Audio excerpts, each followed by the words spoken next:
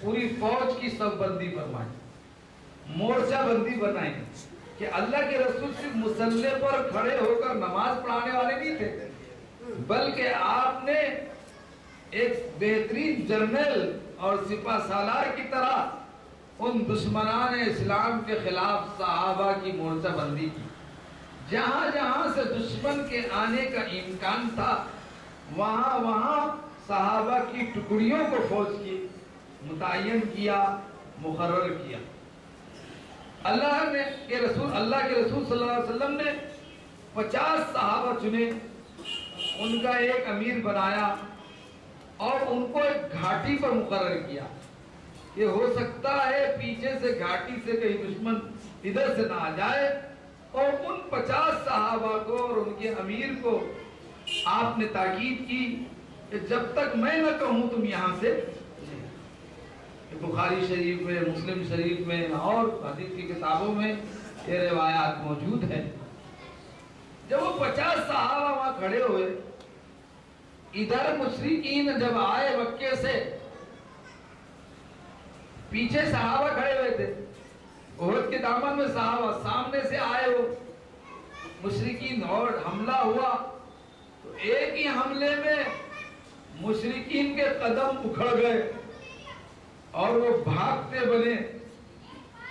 جب وہ بھاگنے لگے اور مسلمان ان کے پیچھے بھاگنے لگے تو یہ جو 50 اس گھاٹی پر کھڑے تھے ان میں اختلاف ہو گئے۔ کچھ لوگ بولنے لگے ارے یہ تو بھاگ رہے، جنگ جیت گئے ہم فوری، چلو اترو اور مدد کرو بھگانے میں۔ لیکن ان کے امیر نے اور 10 صحابہ نے یہ کہا کہ اللہ کے رسول صلی اللہ علیہ وسلم نے فرمایا تھا جب تک میں نہ کہوں تم یہاں سے نہ ہٹو۔ 40 نے کہا کہ یہ مفہوم نہیں تھا۔ امیر کی بات، ذرا سی غلطی نے مسلمانوں کو کتنا بڑا نقصان پہنچایا ابھی آپ کو اندازہ ہوگا۔ آج مسلمان غلطیوں پہ غلطیاں کر رہے ہیں اور بھگتنا پوری امت مسلمہ کو پڑ رہا ہے۔ اللہ ہم کو صحیح سمجھ عطا فرمائے اور اللہ کے حکموں پہ چلنے کی توفیق عطا فرمائے۔ ایک غلطی کی سزا سنیے کیا ہوئی کہ حضرت خالد ابن ولید اس وقت تک مسلمان نہیں ہوئے تھے، جن کو اللہ کے رسول نے بعد میں سیف اللہ کا، اللہ کی تلوار کا لقب دیا۔ انہوں نے دشمنوں کی طرف سے لڑ رہے تھے، انہوں نے دیکھا کہ ادھر بھاگ رہے ہیں مسلمان، ان کے پیچھے بھاگ رہے تو پیچھے سے وہ گھاٹی پر سے حملہ 200 تازہ دم گھوڑ سواروں کو لا کے کر حملہ کرتے ہی پیچھے سے مسلمان ایک دم پریشان ہو گئے۔ وہ 10 کو انہوں نے شہید کر دیا فوراً، اور پیچھے سے جو حملہ کیا تو مسلمان ایک دم غیر متوقع حملے سے پریشان ہو گئے۔ پیچھے سے وہ بھاگتے ہوئے مشرکین پلٹ گئے اور مسلمان چاروں طرف سے گھیرے میں آ گئے، بیچ میں آ گئے، بڑا گھمسان کا رن پڑا، اللہ کے رسول پر تیروں کی بوچھار ہو گئی چاروں طرف سے۔ حضرت طلحہ ابن عبید اللہ جو عشرہ مبشرہ میں سے ہیں، انہوں نے اپنے ہاتھ کو اس تیزی سے چلایا کہ ایک تیر بھی حضور اکرم صلی اللہ علیہ وسلم پر نہیں لگنے لگا۔ اتنا ہاتھ کا استعمال کیا کہ ہمیشہ کے لیے زندگی بھر ان کا ہاتھ شل ہو گیا، بیکار ہو گیا۔ لیکن سرکار دو عالم صلی اللہ علیہ وسلم پر ایک تیر بھی نہیں۔ پھر ایسا ہوا کہ آپ اپنے اس بھگدڑ میں سواری سے نیچے گر گئے، آپ کے سر پر جو کھوٹ تھی لوہے کی ٹوپی وہ آپ کے سر مبارک میں چپ گئی۔ آپ کے جب تیر چلے تو آپ کے 2 دانت شہید ہوئے، اور جب وہ ٹوپی نکالے صحابہ نے سر میں سے، ان صحابی کے دانت ٹوٹ گئے جنہوں نے کھینچ کر نکالا۔ اور حضرت حمزہ رضی اللہ تعالیٰ عنہ اس موقع پر بہت زبردست دلیری اور شجاعت اور بہادری کے ساتھ لڑ رہے ہیں، اور کفار اور مشرکین کے لاشوں کے کشتے لگا رہے تھے اور ان کو جہنم رسید کرتے جا رہے تھے۔ لیکن ایک خاتون تھی ہندہ، اس کو اپنی منت پوری کرنی تھی، اپنی نظر پوری کرنی تھی۔ غزوہ بدر میں اس کے بھائی اور اس کے باپ دونوں کو حضرت حمزہ نے जहन्नम रसीद किया था। मक्के में उसने कसम खाई थी कि जब तक मैं मेरे भाई की और मेरे बाप की मौत का बदला नहीं लूंगी, चैन से नहीं बैठूंगी। और उसने एक गुलाम को जिनका नाम वहशी इब्न हर्ब था, जो उस वक्त तक ईमान नहीं लाए थे, उनके पास एक कला थी, एक फन था, एक खूबी थी कि वो नेजा लेकर ऐसा घुमाते थे और घुमाने के बाद नशाने पर जब मारते किसी इंसान को पीठ पे तो वो सीने से निकल जाता। ये उनको एक फन था उनके पास। उसको बुलाया हिंदा ने मक्के में और उनसे कहा कि अगर तुमने हमजा को मार दिया उस अंदाज से तो मैं तुमको खरीद कर आजाद कर दूंगी, इतना इतना इनाम दूंगी, और मैंने मन्नत मानी है कि हमजा का कलेजा चबाऊंगी, उनके नाक कान काट कर गले में हार पहनूंगी। हजरत वहशी उस वक्त ईमान नहीं लाए थे, हजरत हमजा लड़ने में मसरूफ थे और वो एक चट्टान की ओट में खड़े होकर हजरत हमजा का निशाना नेज़े से लगा रहे थे कि जैसी मौका मिला उन्होंने हजरत हमजा की पुश्त में वो नेज़ा उतार दिया और वो सीने से निकल गया और हजरत हमजा शहीद होकर नीचे गिर पड़े। उस पर भी कुफ्फार और मुशरिकीन ने अपनी भड़ास निकाली। 80 से ज्यादा जख्म पूरे बदन पर लगे हुए थे। उनकी सूरत नहीं पहचानी जाती थी, उनका जिस्म नहीं पहचाने जाता था। सरकार दो आलम सल्लल्लाहु अलैहि वसल्लम जब तशरीफ लाए, जब खत्म होने के बाद तो चचा की सूरत देखकर रोने लगे और फरमाया, अगर मेरी फूफी सफिया का मुझे डर न होता तो मैं चचा की नाश को यही छोड़ देता ताकि जंगल के दरिंदे उनकी नाश को खा लेते और कल क़ियामत के दिन सबके पेट से इनका गोश्त जमा किया जाता। लेकिन हजरत सफिया के डर से आपने ये इरादा जो है तो मुलतवी फरमा दिया और उनकी तदफीन अमल में आई। उनकी उंगलियों के निशान से हजरत सफिया ने पहचाना कि ये भाई की नाश है।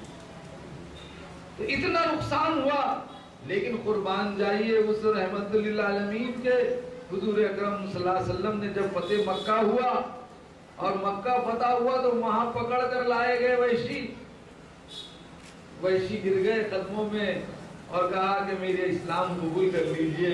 अशहदु अल्ला इलाहा इल्लल्लाह व अशहदु अन्ना मुहम्मदुर रसूलुल्लाह। उस रहमतुल लिल आलमीन ने चचा के कातिल को यकलख्त माफ कर दिया और कहा, वैशी बस इतना करो मुझ पर कि तुम मेरे सामने ज्यादा ना आया करो, शहीद चचा की याद मुझे सताती है। फरमाते हजरत वैशी, मेरे दिल में कांटा सा लग गया है हुजूर का ये इरशाद, और मैं इस ताक में रहा कि मैंने कुफ्र की हालत में जो गलती की थी उसकी तलाफी कैसे करूं। हजरत अबू बकर के जमाने में एक झूठा नबी निकला, उसका नाम मुसैला इब्न कज़्ज़ाब था। हुजूर ने उसमें फौज भेजी थी, लेकिन उनके विसाल हुजूर का विसाल पहले हो गया। बाद में फौज वहां गई और उसमें ये बुढ़ापे में वहशी इब्न हर्ब वहां गए और उस झूठे नबी को वैसे ही जहन्नम रसीद किया जैसे हमजा को मारा था और फरमाया तिल का बदल का अब बराबरी होगी। तो मेरे भाइयों, ये ग़ज़वा उहद जहां वफा हुआ उस दामन में आप खड़े हुए थे, उस ग़ज़वा उहद के मैदान में आप इस वक्त मौजूद हैं। वो घाटी भी नजर आ रही है मशरिक़ की तरफ, सामने वो कब्रिस्तान भी है जहां एक नहीं दो नहीं 70 शुहदाए उहद आराम कर रहे हैं। उसमें हजरत हमजा सैयदुश शुहदा का भी मज़ार है। उसमें मदीने के पहले मुअल्लिम जो मक्के से भेजे गए थे मुसअब इब्न उमैर रज़ी अल्लाह तआला अन्हु, उनका भी मज़ार है। यहाँ तो जो मुअल्लिम होता वो लड़ने के काबिल नहीं होता, जो लड़ने मरने के काबिल होता वो पढ़ना पढ़ाना नहीं जानता। वो कैसे जामिउ सिफात थे सहाबा कि मदीने के पहले मुअल्लिम और शहादत में भी पहले। आप उनके सामने खड़े हैं, सलाम पढ़िए, वही सलाम पढ़िए जो कब्रिस्तान में पढ़ा जाता है। कहिए अस्सलामु अलैकुम या अहलल क़ुबूर यग़फ़िरुल्लाहु लना व लकुम अंतुम लना सलफ व नहनु लकुम खलफ व इन्ना इंशाअल्लाहु बिकुम लाहिक़ून। और कहिए अस्सलामु अलैकुम या शुहदाए उहद, अस्सलामु अलैका या हमजा इब्न अब्दुल मुत्तलिब, السلام علیکہ یا سید الشہداء، السلام علیکہ یا مصعب بن عمیر، السلام علیکہ یا اول معلم فی المدینہ۔ یہ سلام پڑھیے اور قرآن پڑھیے اور ان کی ارواح کو اس سے ایصال ثواب کیجئے، ان کے درجات کی بلندی کے لیے دعائیں کیجئے اور اپنی گاڑی میں آ کر بیٹھ جائیں۔ گاڑی والا زیادہ نہیں ٹھہرتا، 10 ریال تو دیے تم نے کیا دن بھر بیٹھتے کہ اس میں 10 ریال میں وہ زیادہ دیر نہیں ٹھہرتا، بھائی 10 منٹ کا موقع دیتا ہے وہاں پر۔ وہاں سے آپ کی گاڑی جو ہے روانہ ہوتی ہے، وہ مسجد ایسی مسجد کے پاس آ کے ٹھہرتی ہے جس کو مسجد قبلتین کہا ہے۔ مسجد قبلتین تو یہاں ہوتی تھی۔ مسجد قبلتین کے معنی ہے 2 قبلے والی مسجد۔ کیسے 2 قبلے والی مسجد میں ایک ہی قبلہ رہتا، لیکن اس کا نام تھا 2 قبلے والی مسجد۔ یہ ہے دیکھ ادھر والی وہ قباء ہے اور ادھر والی جو ہے یہ مسجد قبلتین۔ یہ جہاں آدمی جا رہا ہے لال رومال میں، یہ مسجد قبلتین ہے۔ یہاں پہلے یہ کام کرنا ہے، خواتین کے داخلے کے دروازے الگ ہے، مردوں کے الگ ہے۔ ان کو سمجھانا کہ دیکھو یہ گاڑی ہے، یہیں آ کے کھڑے رہنا، لال گاڑی دیکھ کے نہیں جانا۔ دلال گاڑی کسی بھی لال گاڑی میں جائیں گے۔ اچھا اس کو بھی کچھ نہیں معلوم رہا، ڈرائیور کو خالی آدمی گنتا 1 2 3 4 اس کی گاڑی نمبر چلا وہ دے کر۔ تو خواتین سے آپ یہ کہیے کہ یہ گاڑی اپنی یہ ہے، یہ نمبر ہے، کچھ تو بھی ایسا نشان بتائیے کہ اگر تم پہلے 2 رکعت پڑھ کر آ جائیں اندر سے تو آگے اس گاڑی کے پاس ٹھہرنا، یا اس درخت کے نیچے ٹھہرنا ہو، چھوٹے چھوٹے درخت۔ ہاں ڈرائیور بھی گاڑی پر کوئی مفلر وفلر کچھ تو بھی باندھ دیتے ہیں۔ تو خیر اندر آپ گئے، وضو کیا، وضو کرنے کے بعد